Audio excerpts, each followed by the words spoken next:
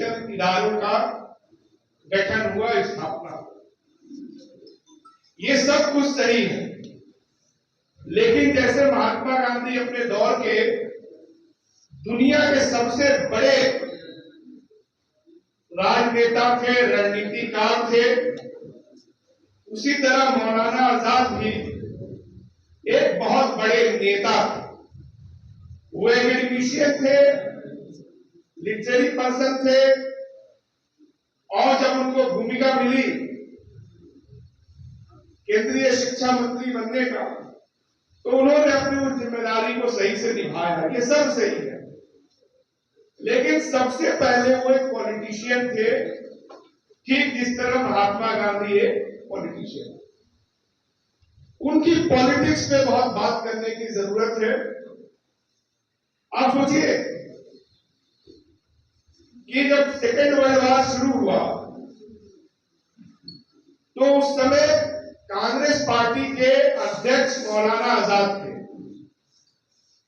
और 40 से 46 के बीच जितने भी वार्ताएं हुई अंग्रेजों के साथ, चाहे वो बंटवारे को लेकर हो, चाहे भविष्य के भारत को लेकर के हो, चाहे बहुत सारे कैबिनेट मिशन जैसे आया, ये तय हुआ कि भारत का बंटवारा नहीं होगा, एक लूजली फेडरेशन हम बनेंगे।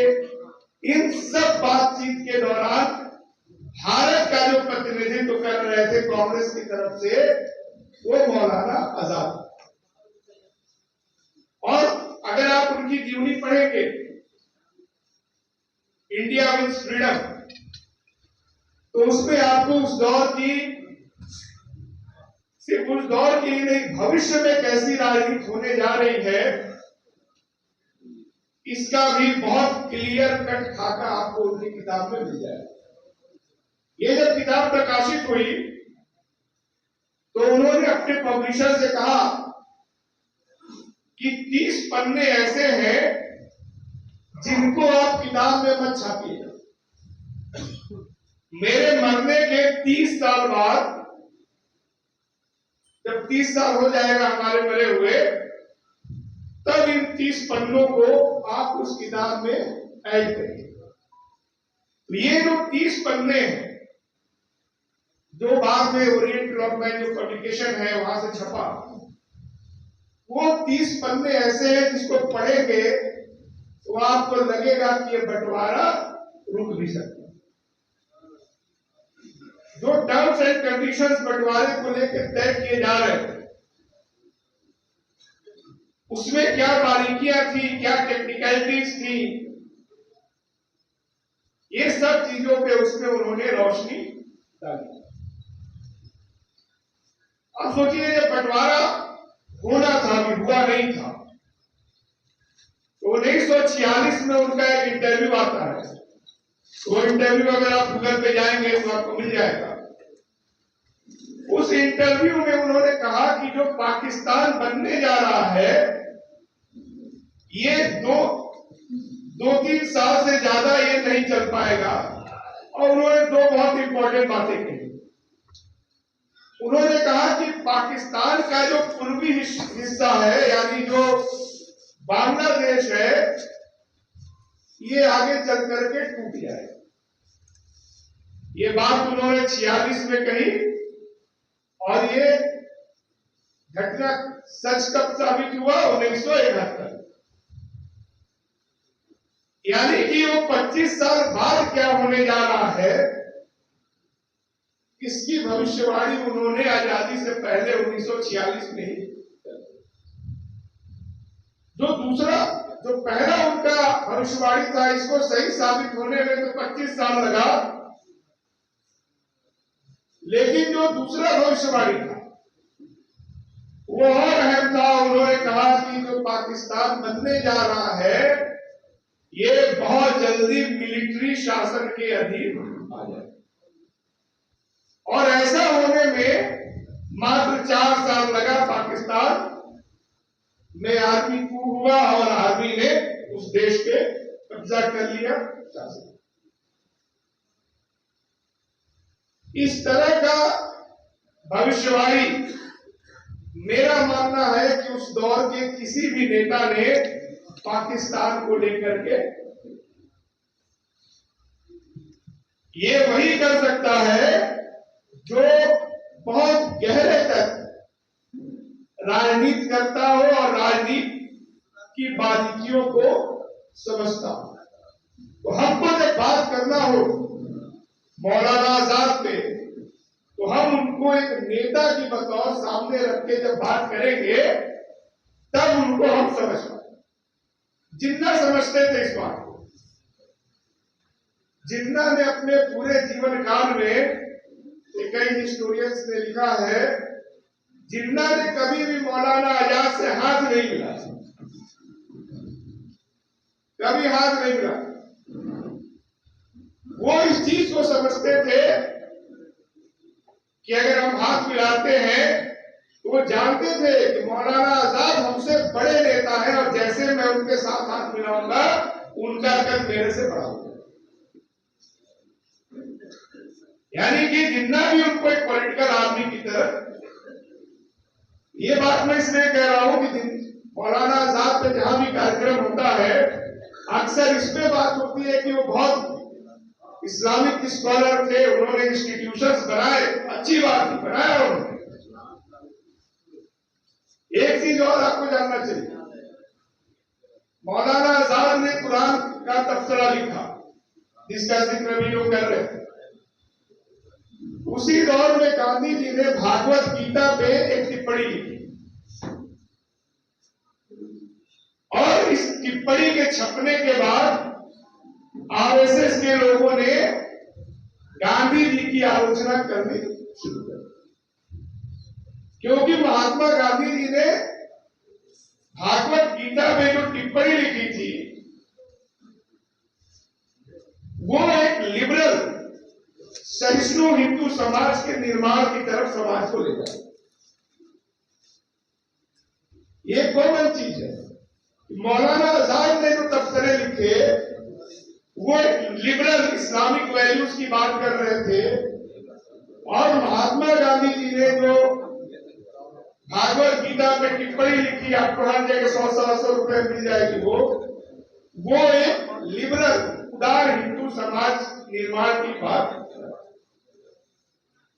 तो जब भी हम ये बात करें कि मौलाना आजाद ने कुरान पे तबसरे लिखे तो हमको ये भी याद रखना चाहिए कि ठीक उसी समय गांधी भी भागवत गीता पे एक टिप्पणी लिखते हैं और एक मिली जुली संस्कृति वाला देश कैसे बनेगा, सहिष्णुता वाला समाज कैसे बनेगा, इन दोनों की बुनियाद इन दोनों किताबों में रखी है। ये हमको बहुत याद रखने की जरूरत है। एक हुमायूं कबीर साहब थे, हुमायूं कबीर साहब उनके सेक्रेटरी थे और जब मौलाना आजाद की डेथ हुई तो हुमायूं कबीर साहब को एजुकेशन मिनिस्टर बनाया गया। हुमायूं कबीर साहब उसी लेगेसी को, उसी परंपरा को आगे बढ़ाने की कोशिश करते रहे। इसलिए अगर मौलाना आजाद की डेथ के बाद मौलाना आजाद का विचार कैसे आगे बढ़ा, इसको समझने के लिए हम लोगों को हुमायूं कबीर साहब पर भी बहुत बात करने की जरूरत है और भावनात्मक बातों से बचने की भी जरूरत है। हम लोग अमूमन जब बात करते हैं कि मौलाना आजाद ने भाषण दिया लाल किले से, जामा मस्जिद से, और बहुत कोट किया जाता है वो भाषण, लेकिन क्या मौलाना आजाद ने कल्पना की होगी कि जो मुसलमान यहां रुक गए वो अपने को राजनीति से दूर कर दे? ऐसा उन्होंने चाहा? मौलाना आजाद तो पॉलिटिकल आदमी थे। कांग्रेस में आने से पहले उन्होंने क्रांतिकारी संगठन में भी काम किया। तो हथियारबंद आंदोलन की बात करता हूं, वो इतने पॉलिटिकल थे। जब वो पैदा हुए उनके बारे में सरोजिनी नायडू ने लिखा कि जिस दिन ये पैदा हुए मौलाना आजाद उसी दिन 50 साल के हो गए। तो उनके अंदर जो सियासी गंभीरता थी, राजनीतिक गंभीरता थी, उसको अगर आप नहीं समझेंगे तो फिर मुसलमान खास तौर से उनके जीवन से कुछ भी नहीं सीख पाए। वो इतना सियासी आदमी और उनके मानने वाले हम लोग कौन लोग हैं? पूर्वांचल में, हमारे उत्तर प्रदेश में, यहाँ का मैं नहीं जानता। किसी मोहल्ले में जाके पूछिए कि फलाने मुसलमान आदमी के बारे में पूछिए कि फलाने चच्चा कैसा आदमी हो, तो बहुत अच्छा आदमी हो, राजनीति से दूर रहे, अपना काम में लगे रहे।